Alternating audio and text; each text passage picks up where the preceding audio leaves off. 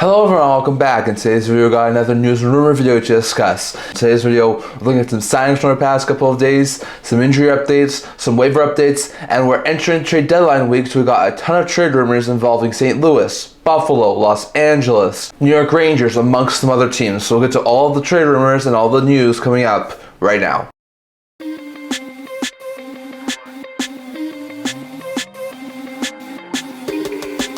Hello everyone, welcome back to another video here at the End-to-End Hockey channel. Now before we begin this video, don't forget to like this video and subscribe down below. Thank you for all of your support. Would never be able to do this without all of you guys. So if you haven't already, don't forget the subscribe button down below. It really helps out the channel, and we're on the road to 500 subscribers. And don't forget to leave a comment down in the comment section below discussing all that was discussed in today's video. And once again, don't forget to stay tuned for our March 7th trade deadline video at around 11:30 Mountain Time. We're going to be doing a trade deadline video discussing all the moves that happen on March the 7th. So definitely don't forget to stay tuned for that. But in today's video, we got an interesting one. It's another news and rumor video. As usual, I'm going to start today's video off by looking at some signings. We saw 3 signings from our past couple of days. None overly significant, but we'll talk about them here. First, we got 2 ELCs to talk about. The first one in Toronto, as the Toronto Maple Leafs sent 20-year-old undrafted center prospect Borja Velas to a 3-year ELC with an AAV of $873,000 at the start of next season. Now, Velas is a really good young prospect. He's playing in Prince George of the WHL this year, putting up 30 goals and 74 points in 58 games. He's doing a lot better than the season he did last year. Looks like a pretty good prospect who may eventually be a solid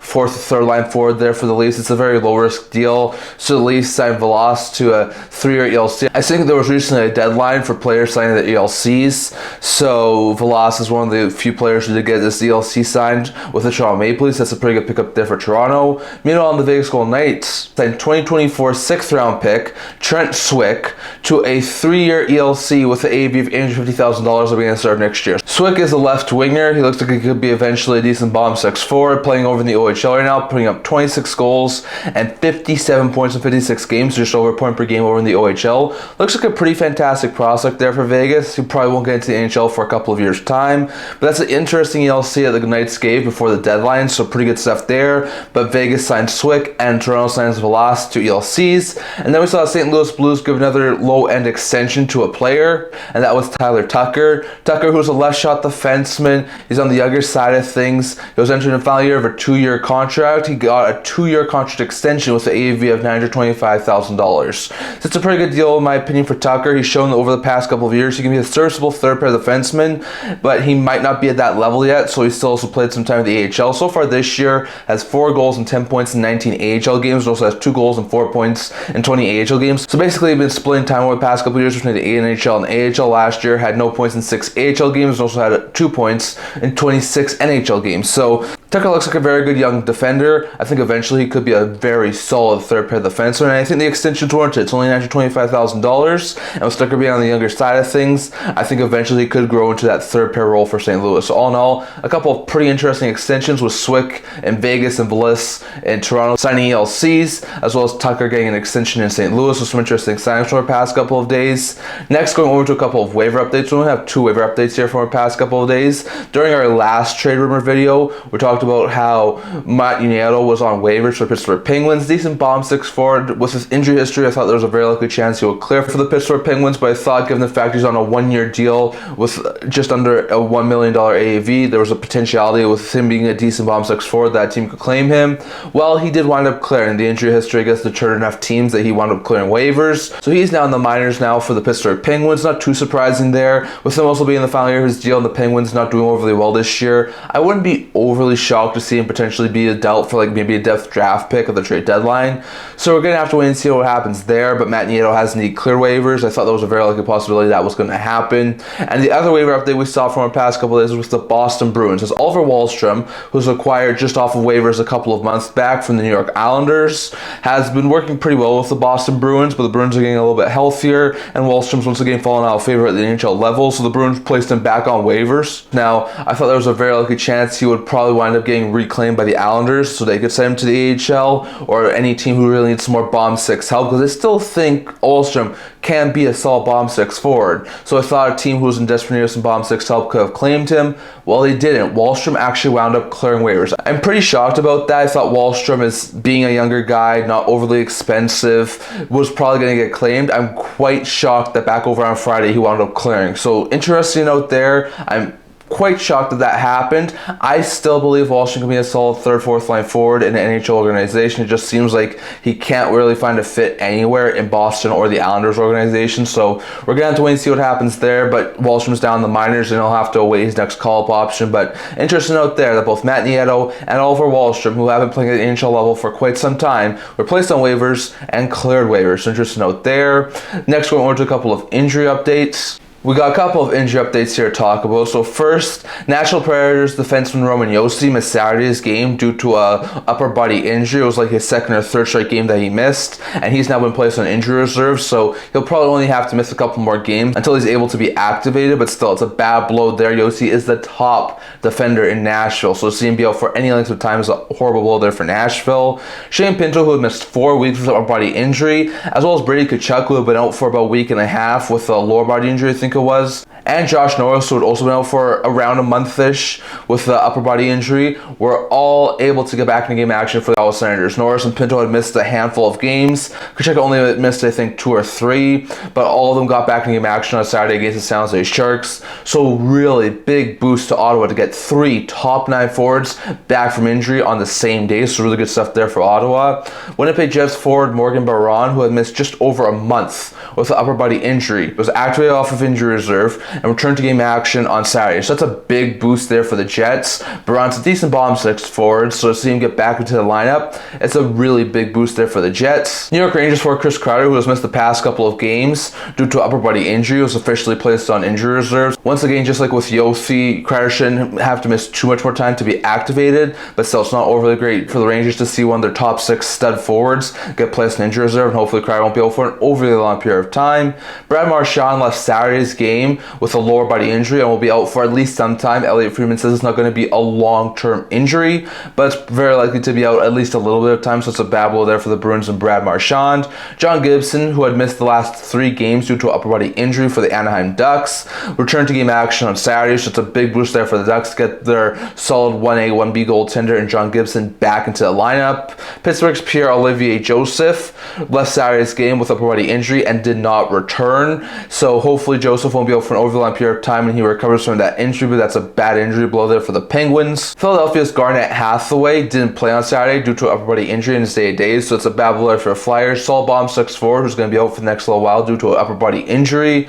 Dallas's Leon Bichelle, who has missed the past week due to an upper body injury, may be able to return on Tuesday for Tuesday's game action for the Stars, so that could be a really big boost there for Dallas to see Bichelle get back into game action in the not too distant future. Utah's Michael Carcioni missed Saturday's game due to a lower body injury and is out day-to-day, so it's a bad blow there for Utah. Hopefully Carcioni won't miss too much time, but Carcioni's a decent bomb 6'4", so he'll be out for any length of time is not really great. Matthew Tkachuk in Florida has been placed on long-term injury reserve with a lower body injury, and there's some speculation he could be out for upwards of a month. Guess what? We're about a month and a half away from the playoffs, so that's a lot of people to speculate. Could Matthew Tkachuk be placed on long-term injury reserve for the rest of the regular season and allow the Panthers to go add a couple more pieces? We already seen them add Seth Jones, so could they try and do more things with that? It's a possibility, but it doesn't look like Tkachuk is going to be out for a longer period of time with his lower body injury. Toronto's Connor Dewar, who has missed the past month with upper body injury, was active off of injury reserve and returned to game action on Sunday, which is a huge boost there for Toronto. While Chris Tanev,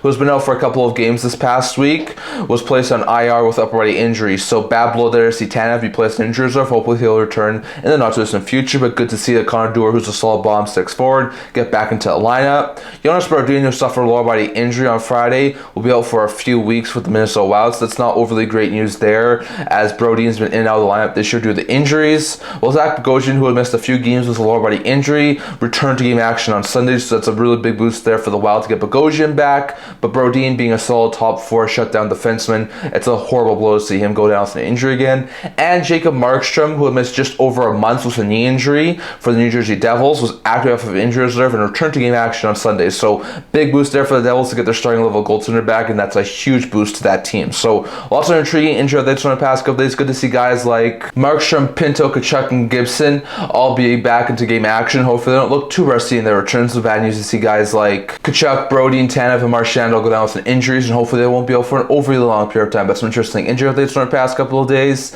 And lastly, going over to a couple of trade rumors. So going over to a couple of trade rumors. Over this course of this next week, Monday, Tuesday, Wednesday, and Thursday, I'll be posting videos talking about these trade rumors. I'm going to be trying to be consistent here, leading up to Friday's March 7th trade deadline live video. So I'm going to be trying to give you as much rumors as I can find. So we've got a handful of rumors to talk about. We already saw over the weekend a couple of massive deals go down, including seeing Ryan Lindgren be dealt from the New York Rangers to the Colorado Avalanche in exchange for 4 pieces. We saw Gustav Nyquist for a second time in the last 3 years be dealt at the trade deadline to the Minnesota Wild. And we saw a massive blockbuster deal go down between the Blackhawks and the Panthers involving Seth Jones and Spencer Knight. So we saw a couple of really intriguing deals that happened over this past week, but we've got a couple more trade rumors to talk about here in this video. So today we're going to talk about a couple of things. Going to try and be short and sweet here for some of these things that are being talked about. But first, when it comes to Montreal Canadiens, Pierre LeBrun is saying that Jake Evans is still garnering a lot of interest for the Habs. There's a very likely chance the Habs will still try and move him. He says that the Habs have set a pretty high price tag for Evans, but given where they are in the playoff standings, it sort of made it a little bit more interesting to see if they do wind up considering moving him. The Habs are only, I think, 4 or 5 points back of a playoff spot, so they're not completely out of it yet after going 4-0-0 since the Four Nations break. So Evans could still stay. LeBrun says that the Canadiens will not move Evans for the sake of moving Evans unless they get the return they want, which the consensus around the NHL seems to be that the Habs want a second-round pick for Evans. So unless they get that sort of a return for Evans, do not expect Evans to get dealt, because the Canadiens really do like him, and if they don't have that asking price, they're not going to move him. So keep your eye on Evans. There's still a very likely chance, with the amount of interest he's garnering, that he will get moved, but the Canadiens won't move him just for the sake of moving him, so keep your eye on that. When it comes to Henry Jokiharju in Buffalo, Dave Pagnotta was talking about it, and he says that not only was Henry Jokiharju held out of the Buffalo Sabres last game, it might have been due to injury-related reasons, but he didn't say that wasn't due to trade-related reasons. He says that there's a lot of interest picking up on Henry Jokiharju, and he could be a guy who's dealt next by Buffalo. We've heard about Power, Cozens, Byram, a whole bunch of other guys on the forward group as well on the defensive end in Buffalo who could potentially be moved. Jokiharju is an interesting one. He's in the final year of his deal. He's making just over $3 million, and he's a very serviceable, defensive-minded second or third pair defenseman. So I think that could be a really good boost for a lot of teams, especially some playoff-bound teams who want some more younger players in the lineup. So we're going to have to wait and see on that, but keep your eye on Jokiharju, as Dave Pagnotta does say that interest is picking up on him, so we'll have to keep our eye on that. Going over to the St. Louis Blues, Dreger was recently talking on TSN, and he says that interest in Brayden Schenn is still pretty high, but he says that because of the St. Louis Blues' recent surge, I think they've won like 4 or 5 of the last 6 games that they played going into Sunday's game. I think they lost Sunday's game, which ended their winning streak, but still, they had won a whole bunch of games recently, which has them only, I think, 1 or 2 points back of the Canucks and Flames for a last playoff spot. So because they're so close to that last playoff spot, Darren Dreger says that the likelihood of Brayden Schenn getting moved at this point is sort of dwindling, with the Blues getting closer to a playoff spot. Now, I think there's still a possibility, given the fact we've seen Doug Armstrong make some pretty dang bold moves in the past. But Darren Dreger does think that the likelihood of a Schenn trade is sort of coming backwards, and that might bump up the interest in a guy like Scott Laughton, who he says a lot of teams might pivot if they can't get Brayden Schenn. So we're going to have to keep our eye on both Brayden Schenn and Scott Laughton, as Schenn's going to be an interesting name to watch out for, with the Blues playing their final few games before a trade deadline. And if Schenn isn't getting moved, then there might be a lot more interest in Scott Laughton. So we're going to have to wait and see on that. Going over to the New York Rangers, we saw them over the weekend trade Ryan Lindgren to Colorado. That might not be the end of it for the Rangers. It doesn't look like they're going to be going on a full rebuild, but it does seem at this point in time like they will be trying to move off some pieces before a trade deadline, especially pending UFAs. And another guy who seems to be potentially on the block is Riley Smith. He was held out of Sunday's game action due to trade-related reasons. reasons, and it sounds like there's a very likely chance Riley Smith will get dealt in the very near future. Now, what teams could that be? I'm not exactly sure. I've heard Vegas a little bit over the past while. I've heard Dallas. I've heard Colorado, maybe going to Edmonton, like probably somewhere out west, my guess would be. And I've heard some people say that maybe it could be for a similar return to the Gus Nyquist got. The Predators ate half of Nyquist's salary and were able to get a second round pick in return. So some people have said maybe they could get something similar to that, which is like a second round pick or maybe a third round pick and something lower end. We'll have to wait and see on that. But keep your eye on Riley Smith, as after being held out for trade related reasons, there's a very likely chance that he will get moved in the not too distant future. So we'll have to keep your eye on that. Next, going over to the Buffalo Sabres again, when it comes to forward Alex Tuch, David Pagnotta recently touched on this, and he says that even though there's a lot of teams sticking in, the Sabres have made a massive ask for Alex Tuch. It sounds like it's going to be a really high ask. The Sabres are not interested in moving Tuch unless a team is willing to overpay him. He said that when he was talking about Jokiharju. He says that Tuch has been getting a lot of calls on him by the Buffalo Sabres, but they will not move him unless a team grossly overpays for him. So don't expect Tuch to be moved, but also Cam Robinson of Elite Prospects thinks that Tampa Bay may be the front runner there. I've heard that from a couple of sources I've seen, saying that Tampa is probably the front runner,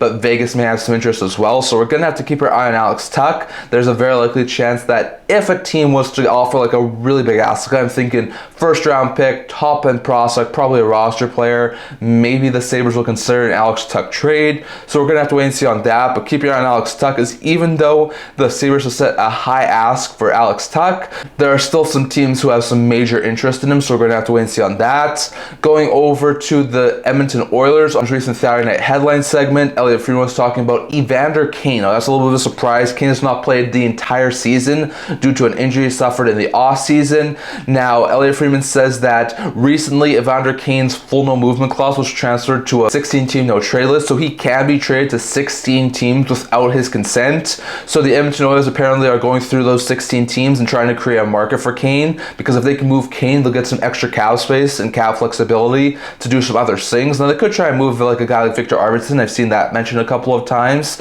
but it seems that they're more intent right now on moving Evander Kane. He has a $5.25 million cap hit for this year and I think 1 or 2 more years. And like I say, he's coming off an injury, so it'd be quite hard of a trade to pull off if I'm the Edmonton Oilers, especially given the fact that Kane is coming off of injury and he hasn't played at all this year yet. But there might be a couple of teams out there who know what Kane can bring and might try and acquire him, even though he's been injured so far this year. So we're going to have to wait and see on that, but keep your eye on Evander Kane, as he's a potential trade candidate for the Edmonton Oilers. And lastly, going over to a potential blockbuster trade between the LA Kings and the Carolina Hurricanes. I've seen it from a couple of recent reports. I think I heard Darren Dreger mention this at some point over the past couple of days. I've also heard Ryan Murphy of RG.org talk about this too. There's actually been a couple of recent reports I've seen that says that Mikko Rantanen to Los Angeles might be an actual possibility. There have been a couple of people who said that the Canes, it still seems like, are leaning towards keeping Rantanen, even if he hasn't signed an extension, which it doesn't sound like he will by the trade deadline. But if they were to trade him, it sounds like Los Angeles might actually be the favorite right now. Now, Los Angeles has a whole bunch of really good forwards right now, so you'd be asking, why are they going after Rantanen? Well, it does seem like they're trying to go all in this year. It sounds like they might be even open to moving their first round picks, so it sounds like the Kings are basically going all in this year. And if they are going all in, what better player to go out and get than Mikko Rantanen? I mean, this team has a plethora of young prospects, even young prospects who could potentially be NHL ready, like Akil Thomas and Alex Turcotte are barely scratching the NHL roster in Los Angeles. So if they could get fresh starts, they could easily be, I think, third line players at least on different teams. And the Kings have a plethora of young forward prospects, a plethora of young defensive prospects. Ryan Murphy also mentioned a guy like maybe Jordan Spence is a name that could really intrigue Carolina, so we're going to have to keep our eye on this. But I've seen a couple of recent reports saying that even though it's not likely that Rantanen will get dealt by Carolina, if the Kings were to decide to move him, the Kings may be a team who could be a very likely landing spot. So we're going to have to wait and see on that. Personally, having LA acquire Rantanen is not not too surprising given the fact they've been looking for a scoring forward. And adding a Rantanen to a division that already has teams like Edmonton and Vegas would be scary for those other Pacific Division teams to have to face Los Angeles. So we're going to have to wait and see on that. But keep your eye on that, as it's a very likely possibility we could see over the next couple of days. Definitely. Let us know your thoughts on all of this down in the comment section below. Leave a comment. Really love to hear your guys' thoughts, but that's all I'm going to talk about for today. What were your guys' opinion on all of this? Do you think Rantanen could get moved to Los Angeles, and what sort of a package do you think they could put up to try and acquire him? Do you think Alex Tuch gets moved? Could Tampa be one of the landing spots? And if so, what sort of a return do you think they could get for Alex Tuch?